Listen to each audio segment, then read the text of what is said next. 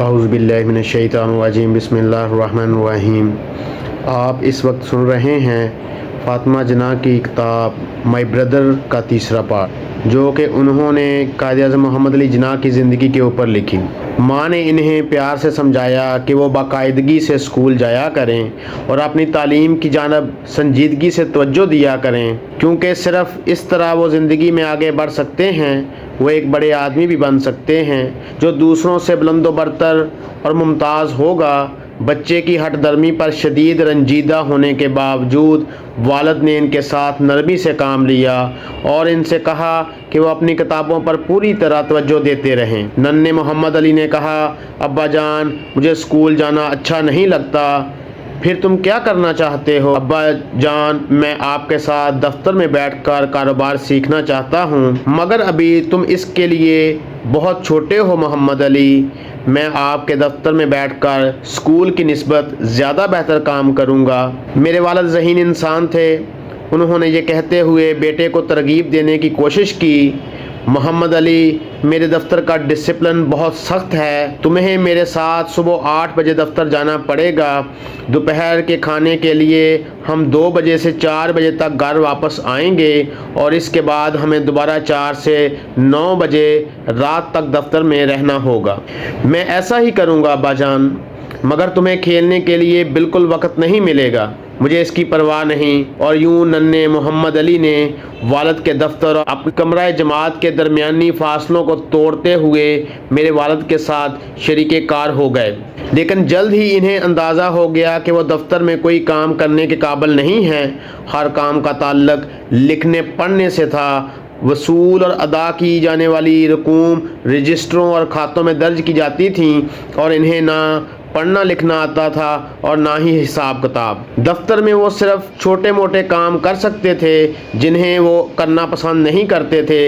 اس کے علاوہ مال کی خرید و فروخت اور دوسرے اہم امور کے متعلق فیصلے ہمارے والد اپنے کاروباری مشیروں یا ورکروں کے مشورے سے خود کرتے تھے۔ محمد علی سے نہ تو کوئی مشورہ کرتا تھا اور نہ ہی ان کی رضامندی یا منظوری حاصل کرتا تھا۔ سب سے پریشان کن بات یہ تھی کہ دفتر میں بیٹھنے سے وہ اپنے پسندیدہ کھیلوں سے یکسر الگ تھلگ ہو کر رہ گئے تھے۔ چنانچہ صرف 2 ماہ کے اندر ہی وہ دفتر کے کام سے اکتا گئے اور ایک روز انہوں نے میرے والد کو یہ کہہ کر حیران کر دیا، ابا جان، مجھے دفتر میں کام کرنا پسند نہیں ہے۔ پھر تم کیا کرو گے محمد علی؟ میں واپس اسکول جانا چاہتا ہوں۔ میرے والد بہت خوش ہوئے، مگر انہوں نے اپنی خوشی کو چھپائے رکھنا ہی بہتر سمجھا۔ انہوں نے کہا، بیٹا دیکھو، زندگی کو سمجھنے کے 2 ہی راستے ہیں۔ ابا جان، وہ کون سے 2 راستے ہیں؟ محمد علی نے پوچھا۔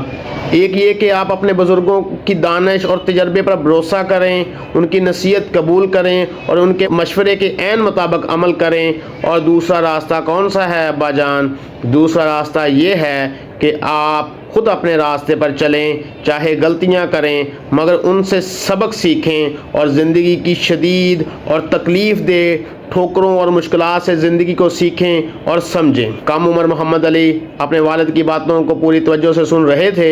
یہ واقعہ قائد کے اس وصف کی وضاحت کرتا ہے کہ وہ زندگی بھر خود اپنے راستے پر چلنے کو ترجیح دیتے رہے۔ اسکول واپس لوٹ آنے پر وہ ایک بالکل بدلے ہوئے بچے تھے۔ اب وہ لاتعلق، غیر متوجہ اور اپنی ہم جماعتوں سے کسی طرح بھی پیچھے نہ رہنا چاہتے تھے۔ وہ اپنے ضائع شدہ وقت کی تلافی کرنا چاہتے تھے، کیونکہ ان کے ہم عمر بلکہ ان سے چھوٹے لڑکے بھی پڑھنے لکھنے میں اب تک ان سے بہت آگے نکل گئے تھے۔ وہ اپنے اسباق انتہائی محنت سے یاد کرتے، وہ رات گئے تک پڑھتے رہتے تھے۔ وہ آگے بڑھنے کا عزم کر چکے تھے۔ میرے والد محمد علی کی سنجیدگی سے پڑھائی پر توجہ دینے سے بہت خوش تھے۔ ایک روز سر راہ ان کی ملاقات اپنے بیٹے کے استاد سے ہوئی تو انہوں نے پوچھا کہ ان کا بیٹا پڑھائی میں کیسا جا رہا ہے؟ استاد نے کہا، وہ بہتر ہوتا جا رہا ہے، مگر میں آپ کو یہ بتانا ضروری سمجھتا ہوں کہ آپ کا بیٹا حساب میں بہت کمزور ہے۔ اس سے میرے والد کو بے حد مایوسی ہوئی۔ ان کا پہلے ہی خیال تھا کہ ان کے بیٹے بیٹے کی والدہ کے یقین کے عین برعکس ان کا بیٹا غیر معمولی ذہانت یا اوصاف کا مالک نہیں تھا، اور نہ ہی ان کا بیٹا جوان ہو کر ان کے لیے قبل از وقت سہارے کا باعث بن سکے گا۔ وہ اپنے اساتذہ کے سامنے پہلے ہی خود کو ایک ہونہار طالب علم ثابت نہیں کر سکا تھا۔ ان کا خیال تھا کہ سخت محنت کے بل بوتے پر وہ امتحان میں کامیابی تو حاصل کر لے گا، لیکن اس کی وجہ سے وہ دفتر کے گمنام عہدوں میں گم ہو کر رہ جائے گا۔ میرے والد چاہتے تھے کہ محمد علی حساب میں طاق ہو جائے، کیونکہ کاروبار میں حساب کتاب ریڑھ کی ہڈی کی حیثیت رکھتا ہے۔ وہ چاہتے تھے کہ ان کا بیٹا ان سے کاروبار سنبھالے تو اس کی فرم جناح پونجا اینڈ کمپنی ایک فعال کاروباری ادارے کی طرح آگے ہی آگے بڑھتی رہے۔ میرے والد سمجھنے لگے، حساب میں کمزور، حیرت ہے یہ لڑکا آخر کیا بنے گا۔ محمد علی پر میری والدہ کا اعتماد غیر متزلزل تھا۔ وہ کہتی تھیں، تم دیکھنا تو صحیح، میرا محمد علی بہت اچھے کام کرے گا اور بہت سے لوگ اس سے حسد کرنے لگیں گے۔ میرے والد نے فیصلہ کیا کہ اپنی بیوی کے وجدان پر چلنے کی بجائے انہیں وہ کام کرنا چاہیے جو بظاہر میرے بھائی کے بہترین مفاد میں ہو۔ انہوں نے محمد علی کو اپنے گھر سے دور کسی اسکول بھجوانے کا فیصلہ کیا، کیونکہ کھارا در کے پرائمری اسکول میں ان کے ہم جماعتیوں کے ساتھ میل جول کہ ان پر منفی اثرات مرتب ہوئے تھے۔ یہ لڑکے محمد علی کو ہمیشہ کتابیں چھوڑ کر گولیاں، لٹو، گلی ڈنڈا اور کرکٹ کھیلنے کی ترغیب دیتے رہتے تھے۔ چنانچہ والد نے فیصلہ کیا کہ محمد علی کو نیو ناہم روڈ پر اپنے گھر سے تقریباً 1 میل کے فاصلے پر واقع سندھ میں مسلمانوں کے واحد اسکول سندھ مدرسۃ الاسلام میں داخل کرا دیا جائے۔ اس اسکول کے بانی خان بہادر حسن علی افندی تھے۔ محمد علی کو سندھ مدرسۃ الدارالاسلام میں گجراتی کی 4تھی جماعت میں داخل کرایا گیا تو ان کی عمر تقریباً 10 برس تھی۔ اسکول کے ریکارڈ سے پتہ چلتا ہے کہ اسکول میں داخل کیے جانے والے لڑکوں میں ان کا 114واں نمبر تھا۔ اسکول کی تبدیلی سے محمد علی کی اپنی تعلیم کی جانب رجحان میں کافی تبدیلی نہ آئی۔ وہ بدستور اسکول میں تعلیم کے میدان میں کامیابی حاصل کرنے کی بجائے کھیل کے گراؤنڈ میں کامیابیاں حاصل کرتے رہے۔ تقریباً انہی دنوں اتفاق سے میرے والد کی اکلوتی بہن بمبئی سے کراچی آئی ہوئی تھی۔ مان بائی کی شادی بمبئی میں ہوئی تھی۔ وہ وہیں اپنے خاوند کے ساتھ رہائش پذیر تھیں۔ ہم انہیں مان بائی پھپھو کہا کرتے تھے۔ وہ نہایت زندہ دل، شگفتہ مزاج اور مزاحیہ طبیعت کی مالک تھیں۔ یہی انہیں وہ درسی تعلیم کے مقابلے میں کہیں زیادہ ذہین بھی تھیں۔ میرے والد اپنی بہن سے بے حد محبت کرتے تھے۔ مان بائی بھی اپنے سب سے چھوٹے بھائی جناح پر جان چھڑکتی تھیں۔ دونوں کے درمیان بے حد محبت تھی۔ وہ ان کے آخری دنوں تک بدستور قائم رہی۔ جب میں قائد اعظم کے ساتھ اپنی 40 سالہ رفاقت پر نظر ڈالتی ہوں تو مجھے بے رختہ دوستی اور خلوص کے وہ رشتے یاد آ میرے والد اور ان کی بہن کے درمیان قائم تھے۔ مجھے اچھی طرح یاد ہے کہ جب کئی سالوں بعد مان بائی اپنے شوہر کے ساتھ کراچی میں مستقل رہائش پذیر ہونے کے لیے آئیں تو وہ اکثر ہمارے گھر آیا کرتی تھیں۔ وہ قصے کہانیاں سنانے میں بڑی ماہر تھیں۔ مجھے آج تک حیرانی ہوتی ہے کہ وہ سینکڑوں کہانیاں آخر کس طرح زبانی یاد رکھا کرتی ہوں گی۔ وہ کبھی اسکول نہیں گئی تھیں، اس لیے یہ ممکن نہیں تھا کہ یہ کہانیاں کتابوں وغیرہ سے پڑھ لیتی ہوں۔ غروب آفتاب کے بعد مان بائی پوفی میری بہنوں اور میرے رشتے کے بھائیوں کو اپنے ارد گرد اکٹھا کر لیتی۔ وہ ہماری توجہ کا مرکز بنا جایا کرتی۔ ہم رات مسرور ہو کر ان کی کہانیاں سنا کرتے تھے۔ وہ پریوں اور وہ اڑنے والے کلینوں کی کہانیاں سنایا کرتی تھیں۔ جنوں اور بلاؤں کے قصے ہوتے اور یہ سب ہمارے ننھے منھے ذہنوں کے لیے نہایت دلچسپی کا باعث ہوتے۔ یہ کہانیاں ہماری دنیا سے دور آباد کسی دوسرے ہی عالم کے واقعات معلوم ہوتے تھے۔ ایک روز میرے والد، والدہ اور مان بائی سر جوڑ کر بیٹھے کہ محمد علی کا کیا کیا جائے، جس نے اپنی تعلیم میں دلچسپی لینے سے صاف انکار کر دیا تھا۔ اس کی عمر 10 سال ہو چکی تھی اور ابھی تک اس نے گجراتی کی 4تھی جماعت بھی پاس نہیں کی تھی۔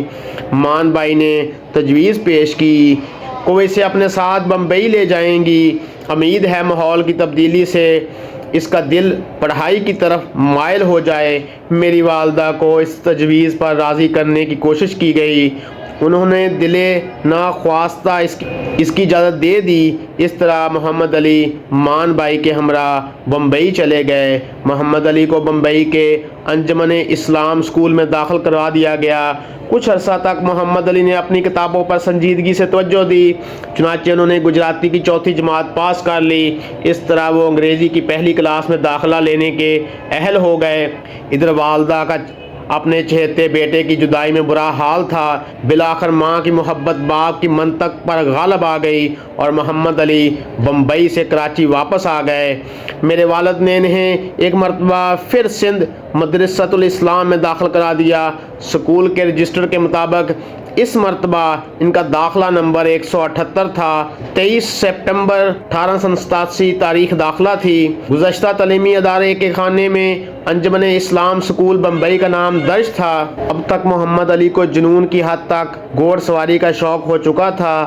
میرے والد کے پاس سواری کے لیے کئی بگیاں تھیں، جو اس زمانے کے مطابق سواری کا ایک رئیسانہ ذریعہ تھا۔ موٹر کاروں کا دور ابھی بہت دور تھا۔ میرے والد کے استبل میں کئی شاندار گھوڑے تھے۔ محمد علی نے جلد ہی گھوڑ سواری سیکھ لی۔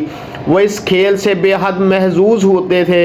سکول میں ان کے ایک دوست ہوا کرتے تھے، کریم قاسم، جو کھارادر ہی کے ایک تاجر کے بیٹے تھے۔ دونوں لڑکے اکٹھے روزانہ دور تک گھوڑ سواری کیا کرتے تھے۔ محمد علی اپنے گھوڑوں سے پیار کرتے تھے، جو گردنیں تان کر سیدھے کھڑے ہو جاتے تھے اور طاقت اور خود اعتماد کے مظہر ہوا کرتے تھے۔ انہوں نے دیکھا کہ فطرت کے قاعدے کے تحت زندگی ہمیشہ حمودی خطوط پر استوار ہوتی ہے۔ گھوڑے سیدھے اور تن کر کھڑے ہوتے ہیں۔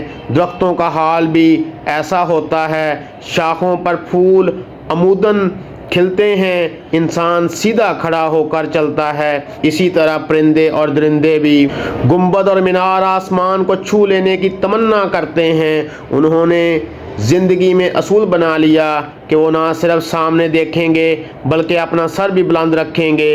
وہ مشکلات کے آگے نہیں جھکیں گے بلکہ ان کا یہ چیلنج قبول کر کے ان پر قابو پا لینے کی جدوجہد کریں گے۔ وہ سومبر کے اونچے درخت کی مانند بنیں گے، طوفان جسے چھو سکتے ہیں مگر جھکا نہیں سکتے۔ وہ اسکول میں اپنے دن امتحان میں کامیابی کی کوششوں میں گزارنے لگے۔ ان کی شامیں گھوڑ سواری کے لیے وقف تھیں، مگر تبدیلی کی جانب ان کا رجحان ایک بار پھر غالب آیا اور انہوں نے اپنے والد سے کہا کہ وہ انہیں کسی دوسرے اسکول میں داخل کرا دیں۔ کچھ بحث و مباحثے کے بعد میرے والد نے ایسا کرنے پر رضامندی ظاہر کر دی۔ سندھ مدرسے کے ریکارڈ سے پتہ چلتا ہے کہ جب وہ انگریزی کی 4تھی کلاس میں تھے تو 5 جنوری 1891 کو انہوں نے اسکول کو ایک مرتبہ پھر خیر باد کہہ دیا۔ ان کی اگلی درسگاہ Lawrence road Karachi CMS high school تھی، مگر ایسا لگتا تھا مؤخر الذکر اسکول زیادہ پسند نہیں آیا۔ ایک بار پھر انہوں نے والد سے درخواست کی کہ انہیں واپس سندھ مدرسہ میں داخل کرا دیا جائے۔ چنانچہ ان کی خواہش کے مطابق 1 ماہ بعد 9 فروری 1891 کو انہیں تیسری مرتبہ سندھ مدرسہ میں انگریزی کی 4تھی کلاس میں داخل کرا دیا گیا۔ اب ان کی عمر 15 برس ہو چکی تھی اور میرے والد اپنے بیٹے کے مستقبل کے بارے میں فکر مند ہونے لگے تھے۔ انہیں حیرت ہوتی تھی کہ آخر ان کا بیٹا کیا بنے گا۔ گرہم ٹریڈنگ کمپنی کے انگریز چینل مینیجر نے، جو اب تک میرے والد کا بہت اچھا دوست بن چکا تھا، پیشکش کی کہ وہ محمد علی کو لندن میں اپنی فرم کے صدر دفتر میں 3 سال کے لیے اپرینٹس کے طور پر بھجوا سکتا ہے۔ وہاں اسے کاروبار کا نظم و نسق چلانے کی عملی تربیت دی جائے گی۔ یہ تربیت لندن سے واپسی پر محمد علی کے لیے اپنے والد کا کاروبار سنبھالنے میں بہترین معاون ثابت ہوگی۔ جنرل مینیجر کو یقین تھا کہ اس مرحلے پر یہ نوجوان اپنے والد کے لیے بہت بڑا اثاثہ ثابت ہوگا۔ وہ کاروبار کو مزید پھیلانے میں اپنے والد کا مددگار بنے گا۔ اس تجویز پر خوشحال تاجر کا دل بے حد خوش ہوا، جو قائل ہو چکا تھا کہ لندن میں اسے بھرپور عملی تجربے کے بعد ان کا بیٹا خاندانی کاروبار میں یقیناً چند نئی اور منافع بخش راہوں کا اضافہ کرے گا۔ مگر ان کے لیے اصل مسئلہ یہ تھا کہ اس کام پر کتنا روپیہ صرف ہوگا۔ جس کے بعد طویل عرصے کے دوران تو شاید ان کے خاندان کو فائدہ حاصل ہوں گے، مگر بیٹے کو اس قسم کی تربیت دلانے سے فوری طور پر فائدے کی بہرحال کوئی امید نہیں تھی۔ میرے والد نے اپنے انگریز دوست سے دریافت کیا کہ کراچی سے لندن میں قیام و طعام پر انہیں ماہانہ کس قدر رقم خرچ کرنا پڑے گی۔ متوقع اخراجات کے اعداد و شمار کا تفصیل اور احتیاط سے جائزہ لیا گیا۔ اگرچہ 3 سال کے دوران خرچ کی جانے والی مجموعی رقم خاصی تھی، مگر میرے والد نے فیصلہ کیا کہ وہ میسرز گراہمز کے پاس لندن میں یہ رقم پیشگی جمع کرایا کریں گے تاکہ ان کا بیٹا اپنی تربیت تسلسل کے ساتھ جاری رکھ سکے۔ انہوں نے سوچا کہ کاروبار کی کامیابی تو ہوا کی طرح عارضی ہوا کرتی ہے، ہوا پیشگی اطلاع کے بغیر کسی بھی وقت اپنا رخ تبدیل کر سکتی ہے، جیسا کہ آگے چل کر ایک بزنس مین جو سخت کوشش سے ابھرا تھا کی دانائی بے حد سود مند ثابت ہوئی۔ اس کے بغیر لندن میں میرے بھائی کا کیریئر دفعتاً ختم ہو جاتا، مگر میری والدہ بدستور اپنے موقف پر قائم تھیں۔ وہ اپنے لاڈلے بیٹے کو 3 برس کے لیے کس طرح خود سے جدا کر سکتی تھیں۔ والد نے انہیں سمجھایا کہ محمد علی کو لندن بھیجنا نہ صرف خود ان کے نوجوان بیٹے کے بلکہ خاندانی فرم جناح پونجا اینڈ کمپنی کے بھی مفاد میں ہوگا، اور پھر یہ کہ 3 سال کا عرصہ ایسا زیادہ بھی نہیں، یہ وقت جلد ہی گزر جائے گا۔ کئی روز کی تسلی دلاسوں اور استدلال کے بعد بالآخر والدہ رضامند ہو گئیں، مگر اس رضامندی کے لیے انہوں نے ایک شرط عائد کر دی۔ ان کے نزدیک کسی غیر شادی شدہ نوجوان کو انگلستان بھیجنا خطرے سے خالی نہیں ہو سکتا تھا، خاص طور پر محمد علی جیسے خوبرو نوجوان کا غیر شادی شدہ حالت میں وہیں جانا بالکل ٹھیک نہیں تھا۔ والدہ کو اندیشہ تھا کہ محمد علی انگلستان میں کسی انگریز لڑکی سے شادی نہ کر لیں، اور اگر ایسا ہوا تو یہ جناح پونجا خاندان کے لیے ایک سانحے سے کم نہ ہوگا۔ والد ان کے دلائل سے متفق ہو گئے، مگر اب سوال یہ تھا کہ محمد علی کی شادی کہاں کی جائے۔ میری والدہ کے پاس اس سوال کا جواب پہلے ہی سے تیار تھا۔ وہ پانیلی کے ایک اسماعیلی شیعہ خاندان کو جانتی تھیں جن سے ان کی دور کی رشتہ داری تھی۔ ان کی ایک لڑکی ایمی بائی شادی کے قابل ہو چکی تھیں۔ والدہ کے خیال میں وہ محمد علی کی دلہن بننے کے لیے بالکل موزوں تھیں۔ میرے والد کو اس پر کوئی اعتراض نہیں تھا، مگر والدین نے مناسب سمجھا کہ وہ اپنے بیٹے کو بھی اس فیصلے سے آگاہ کر دیں۔ اس زمانے میں بچوں کی شادیاں والدین ہی طے کیا کرتے تھے۔ لڑکی اور لڑکے کے پاس بڑوں کا فیصلہ قبول کرنے کے سوا کوئی دوسرا راستہ نہیں ہوا کرتا تھا۔ یقیناً والدین جانتے تھے کہ ان کے بچوں کے لیے کیا بہتر ہے۔ شاید قائد اعظم نے اپنی زندگی کا یہ واحد اہم فیصلہ کسی دوسرے کو کرنے کی اجازت دی تھی۔ وہ اپنی والدہ سے اس قدر محبت کرتے تھے کہ ان کی بات سے انکار نہیں کر سکتے تھے۔ انہیں اپنی والدہ کی دنیاوی معاملات میں فہم و فراست پر اتنا بھروسہ تھا کہ انہیں یقین تھا کہ وہ شاید ہی کوئی غلطی کریں گی۔ اس زمانے کے دستور کے مطابق انہوں نے ایک فرما بردار بیٹے کے طرز عمل کا مظاہرہ کیا، اپنے والدین کا فیصلہ قبول کر لیا۔ اس طرح ان کی منگنی پانیلی کی ایمی بائی سے ہو گئی۔ اس موقع پر اس جوان نے، جس کی اپنی سوچ اور اپنی ایک مرضی تھی، جو اپنی زندگی کی مشکلات میں سے اپنا راستہ بنانے کا عزم کر چکا تھا، کسی قدر تامل کا مظاہرہ کیا۔